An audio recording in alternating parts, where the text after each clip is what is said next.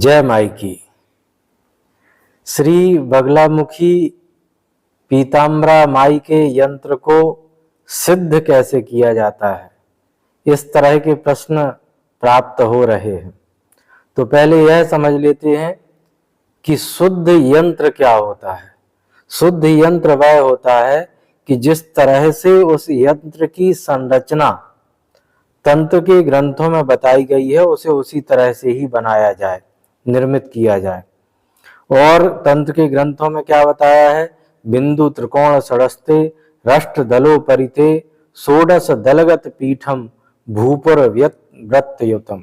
अर्थात बिंदु, उसके बाद त्रिकोण, उसके बाद षटकोण, उसके बाद अष्टदल और उसके बाद फिर षोडश दल, फिर उसके ऊपर एक वृत्त, फिर 3 भूपुर, 3 लाइनें जो उसके चारों तरफ होती हैं।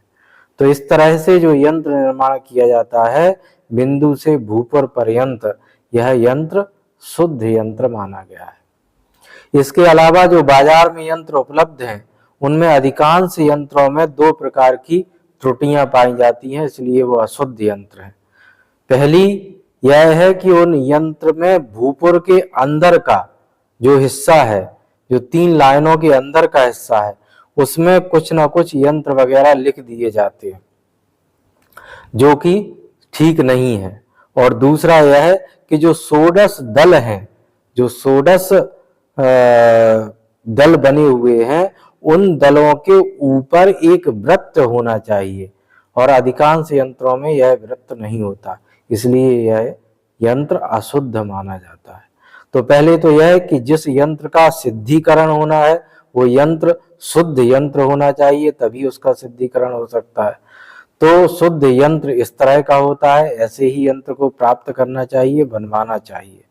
बनवाने के लिए यंत्र को आप अष्ट धातु में भी बनवा सकते हैं, चांदी में भी बनवा सकते हैं, इसके अलावा स्वर्ण में भी बनवा सकते हैं और रत्नों के भी यंत्र बनाए जाते हैं। स्फटिक का भी यंत्र होता है और पीले रत्न का भी यंत्र माँ पीताम्बरा बगलामुखी का बनाया जाता है। तो इसका भी ध्यान रखें कि आप कौन सी धातु में यंत्र को बना रहे हैं, उसी तरह से उसका निर्माण करना चाहिए। यंत्र के सिद्धिकरण को कैसे किया जाता है, यह पूरी एक शास्त्रीय विधि है।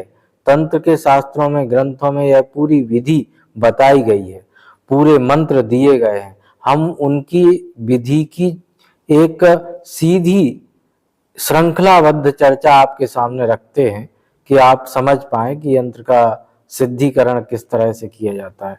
जब भी किसी यंत्र का सिद्धिकरण होना है तो यंत्र को निर्माण करके उसे एक चौकी पर स्थापित किया जाता है।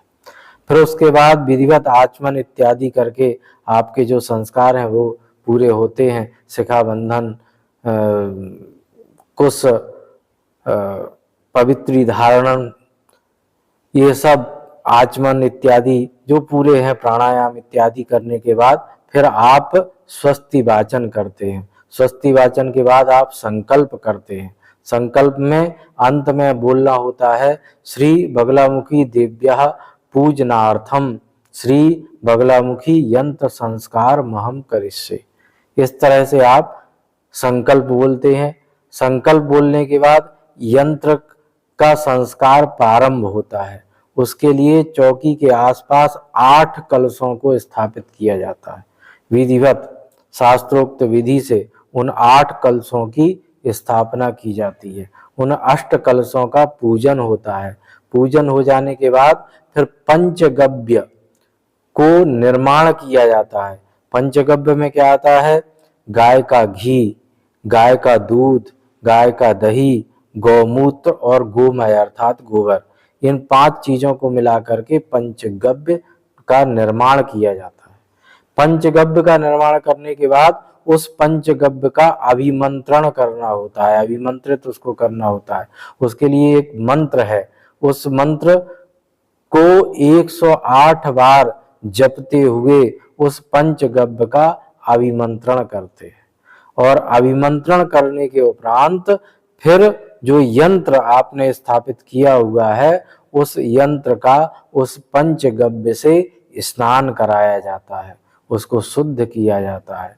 स्नान हो जाने के बाद शुद्ध जल से उसका स्नान कराते हैं और शुद्ध जल से स्नान कराने के बाद फिर आपको दुग्ध से उसका यंत्र का स्नान कराना। सभी के अलग अलग मंत्र होते हैं स्नान कराने के।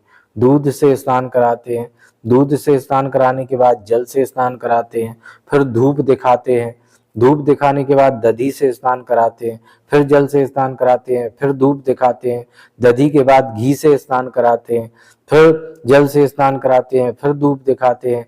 इसी तरह से शहद से स्नान कराया जाता है और फिर जल और धूप दिखाने के बाद फिर शक्कर से स्नान कराए जाते हैं और उसके बाद जल से स्नान कराने के बाद धूप दिखाई जाती है। पंचामृत से भी इसी तरह से स्नान होता है।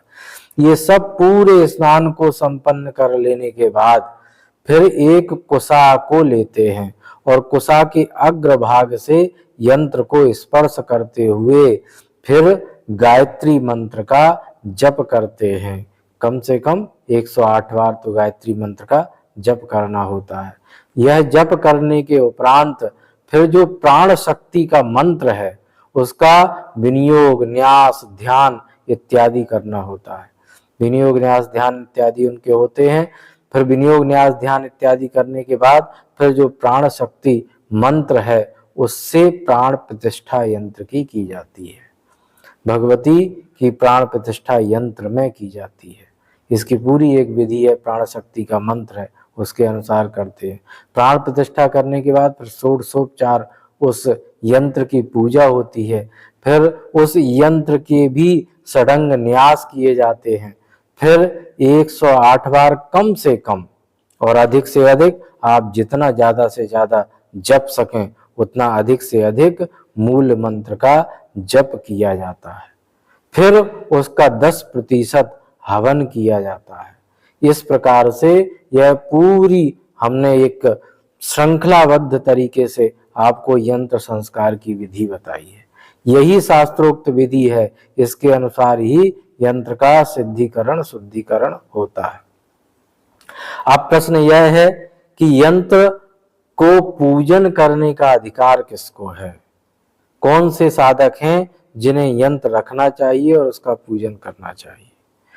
तो यंत्र का पूजन करने का अधिकार केवल उन्हीं साधकों को होता है जो शाक्ताभिषिक्त हैं, अर्थात जिनका शाक्ताभिषेक हो चुका है। क्योंकि यंत्र संस्कार की जो विधि है वो तो कोई भी करवा सकता है, किसी से भी करवा सकता है, लेकिन यंत्र अर्चन की जो विधि है जो साधक को स्वयं करना होता है वो जब तक शाक्ताभिषेक नहीं होता तब तक वो उस विधि को करने का अधिकारी नहीं होता। अधिकारी क्या नहीं होता, उसमें बहुत सारी ऐसी विधियां हैं जो बिना शाक्ताभिषेक के कोई भी साधक कर ही नहीं सकता। शाक्ताभिषेक में ही वो सब कुछ बताया जाता है। आपकी गुरु परंपरा, आपका नाम, गोत्र, आपकी गुरु पादुका इत्यादि बहुत सारी चीजें हैं जो शाक्ताभिषेक में ही प्राप्त होती हैं।